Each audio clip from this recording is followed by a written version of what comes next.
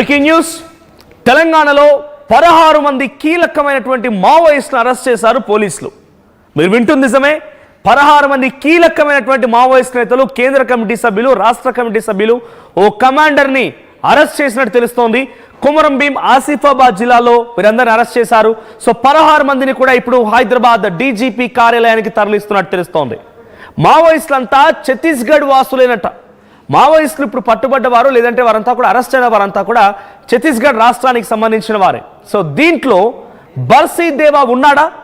ఇప్పుడు ఈ క్వశ్చనే అందరిలో కూడా రేజ్ అవుతున్న క్వశ్చన్, అందరూ కూడా అనుమానంగా అడుగుతున్న ప్రశ్న ఇది. ఈ పట్టుబడ్డటువంటి 16 మంది మావోయిస్టుల్లో అంటే లొంగిపోవడమా అనేటువంటి ఆ చర్చతోనే వారంతా వస్తూ ఉండగా పోలీసు అరెస్ట్ చేశారట. కొమరం భీం ఆసిఫాబాద్ జిల్లా అడవుల్లో ఛత్తీస్గఢ్ వాసులు 16 మంది ఈరోజు అరెస్ట్ అయ్యారు. 16 మందిలో బర్సీ దేవా ఉన్నాడా అనేటువంటి చర్చ మొదలైంది.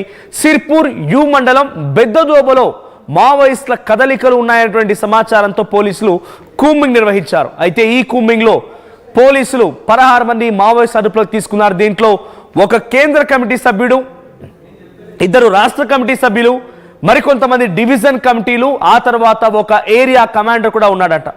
ఆయుధాలతో సహా జనజీవన స్రవంతిలో కలవడానికి వీరంతా వచ్చారనే ప్రచారం జరుగుతోంది. హైదరాబాద్కి వీరందరినీ తరలిస్తూ ఉన్నారు. సో 16 మంది మావోయిస్టుని హైదరాబాద్ దిశగా తరలిస్తున్నట్టు తెలుస్తోంది. ఇక్కడ కనబడుతున్న ఫోటోలో కనిపించే వ్యక్తి బర్సీ దేవా. ఆయన ఛత్తీస్గఢ్ రాష్ట్రానికి సంబంధించిన పువ్వర్తి గ్రామమే, హిడ్మా స్వగ్రామమే ఈ బర్సీ దేవాది కూడా. హిడ్మా ఒక రకంగా బర్సీ దేవాకి గురువు. సో బర్సీ దేవా బంధువు కూడా. సో ఇటు హిడ్మా బర్సీ దేవా ఇద్దరు కూడా మామాళ్ళు అవుతారట. సో ఇప్పుడు బర్సీ దేవా ఈ 16 మందిలో ఉన్నాడా అనేటువంటి చర్చ జరుగుతోంది. ఇట్స్ బిగ్గెస్ట్ బ్రేకింగ్ న్యూస్గా చూడాలి. మావోయిస్టుల విషయంలో ఈ మధ్య కాలంలో వచ్చినటువంటి వార్తల్లో ఇది అతిపెద్ద వార్త. 16 మందిలో ఒక కేంద్ర కమిటీ సభ్యుడు తెలంగాణలో లొంగిపోవడం, ఓ కేంద్ర కమిటీ సభ్యుడు, ఆ తర్వాత రాష్ట్రానికి సంబంధించిన కమిటీలో 2 డివిజన్ కమిటీ సభ్యులు అండ్ ఒక ఏరియా కమాండర్ కూడా ఉన్నారట. వీరంతా ఛత్తీస్గఢ్కి సంబంధించిన వాళ్ళే. సో రీసెంట్గా ఆర్టీవీ ఒక బిగ్గెస్ట్ బ్రేకింగ్ న్యూస్ని బ్లాస్ట్ చేసింది.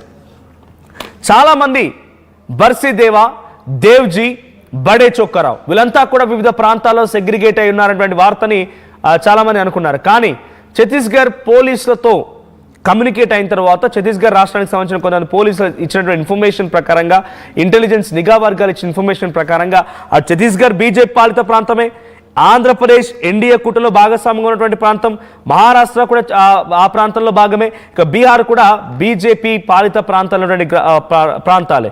దీంతో అక్కడ ఉండడం సేఫ్ కాదని భావించిన మావోయిస్టులు కీలక నేతలు 3 కూడా తెలంగాణలోని ములుగు అడవుల్లో, అటు ఆదిలాబాద్ అడవుల్లో పర్యటిస్తున్నారనేటువంటి ఒక బిగ్గెస్ట్ వార్తని కూడా ఆర్టీవీ బ్లాస్ట్ చేసింది. ఇప్పుడు 16 మంది లొంగిపోయిన వారిలో వీరున్నారా? తెలంగాణ రాష్ట్రాన్ని సేఫ్గా భావించి తెలంగాణ రాష్ట్ర ప్రభుత్వం ఎదుట లొంగిపోవడానికి వారంతా ఆయుధాలతో సహా వచ్చి ఆ గ్రామంలో ఉన్నారా? వారంతటా వారే పోలీసులకు సమాచారం అందించి అరెస్ట్ అయ్యారా అనేటువంటి చర్చ మొదలైంది. సో ప్రజెంట్ అరెస్ట్కి సంబంధించి మరిన్ని అప్డేట్స్ మా ప్రతినిధి రవినాయక్ సిద్ధంగా ఉన్నారు. రవినాయక్, సో 16 మంది ఛత్తీస్గఢ్కి సంబంధించినటువంటి మావోయిస్టులు కొమరం భీం ఆసిఫాబాద్ జిల్లా సిర్పూర్ యు మండలం బొద్దదోపపల్లిలో వీరంతా అరెస్ట్ అయ్యారు. సో అక్కడ ఉన్నట్టుగా పోలీసులకు ఎలా ఇన్ఫర్మేషన్ వచ్చింది? ఇది అరెస్ట్గా చూడాలా, లొంగుబాటుగా చూడాలా? మనోజ్, ఇది పక్కగా లొంగుబాటుగా చూడాలి. ఒక రాజకీయ నాయకుని ఆధ్వర్యంలో ఇదంతా పక్కా ప్రణాళికబద్ధంగా ప్లాన్ గా కొనసాగినట్టు మనకు విశ్వసనీయమైన సమాచారం ఉంది. దోబా సిర్పూర్ యు మండలం కొమరం భీం ఆసిఫాబాద్ జిల్లాలో 16 మంది మావోయిస్టు పార్టీకి చెందిన ముఖ్యమైన నాయకులను అదుపులో తీసుకున్నారు. అయితే ప్రధానంగా ఏఎస్పీ ఆధ్వర్యంలో ఈ టీం అంతా కొనసాగినట్టు తెలిసింది. ఇదంతా కూడా హైదరాబాద్ నుండి ఆపరేషన్ కొనసాగింది. హైదరాబాద్ ఒక ముఖ్యమైన నిఘా వర్గానికి సంబంధించిన సమాచారం మేరకు నేరుగా అక్కడికి వెళ్ళి వారిని దోబా అటవీ ప్రాంతంలో 16 మందిని అదుపులో తీసుకున్నారు. 16 మందిని అదుపులో భాగంగా ఒక కేంద్ర కమిటీ సభ్యులతో పాటు 2 రాష్ట్ర కమిటీ సభ్యులు ఉన్నట్టు తెలిసింది. దీంట్లో ఛత్తీస్గఢ్ దండకారణ్యం సంబంధించిన కొంత ముఖ్యమైన నాయకులు కూడా ఉన్నట్టు ప్రచారం జరుగుతుంది. ఒక AK-47తో పాటు SLR కావచ్చు, ఇన్సాస్ వెపన్స్ ఉన్నట్టు ప్రధానంగా చెబుతున్న పరిస్థితి. అత్యాధునికమైన ఆయుధాలు ఉన్నట్టు ప్రధానంగా ప్రచారం జరుగుతుంది. వీరిని నేరుగా జిల్లా ఎస్పీ దీపికా పాట్ ఆధ్వర్యంలో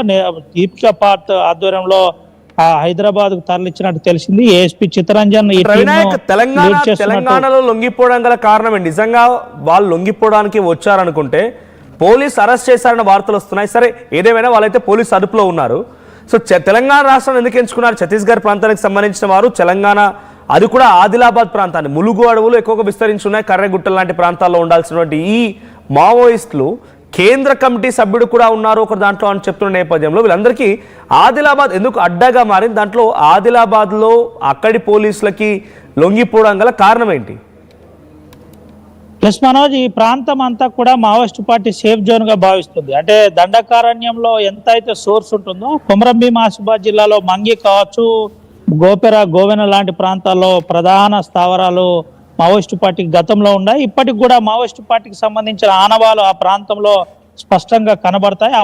ఆ ప్రాంతం అంతా కూడా అప్ టు ఇంద్రవెల్లి వరకు చాలా స్పష్టంగా మావోయిస్టు ప్రభావిత ప్రాంతంగా ఇంకా ప్రచారం కొనసాగుతుంది. కౌటాల, బెజ్జూరు, దైగాం లాంటి ప్రాంతాల్లో కూడా మావోయిస్టు పార్టీకి పెట్టింది పేరుగా చెబుతూ ఉంటారు. అయితే ఈ అంశంలో దోబా లాంటి అటవీ ప్రాంతంలో దట్టమైన అటవీ ప్రాంతం ఉంటుంది. దట్టమైన అటవీ ప్రాంతం అంతా కూడా మంగి దండకారణ్యాన్ని ఆనుకొని ఉంటుంది. అదంతా కూడా హిల్స్ ఉన్న ఏరియా, ఎక్కువగా సేఫ్ జోన్ గా భావిస్తారు. ఒకవేళ గనక ఛత్తీస్గఢ్ నుంచి మావోయిస్టు పార్టీ నాయకులు వస్తే ఏ విధంగా వచ్చారో, నిజంగానే ఏ విధంగా క్రాస్ అయింది, ఇంతకు ముందే గనక ఎప్పుడైతే కగార్ దమనకాండ నడుస్తుందని మావోయిస్టు పార్టీ చెబుతుంది, దానికి అనుగుణంగా వ్యూహరచనతో ఏమైనా ఈ ప్రాంతానికి వచ్చారా, అసలు ఎందుకు రావాల్సి వచ్చింది ఏంటి అనే కోణంలో కూడా పోలీసులు విచారిస్తున్నట్టు తెలిసింది. ఈ విచారణలో కొన్ని ప్రధానమైన అంశాలు, తన జనజీవన స్రవంతిలో కలవడానికి వచ్చామని చెప్పినట్టు తెలిసింది. అయితే నేరుగా వీరిని డీజీపీ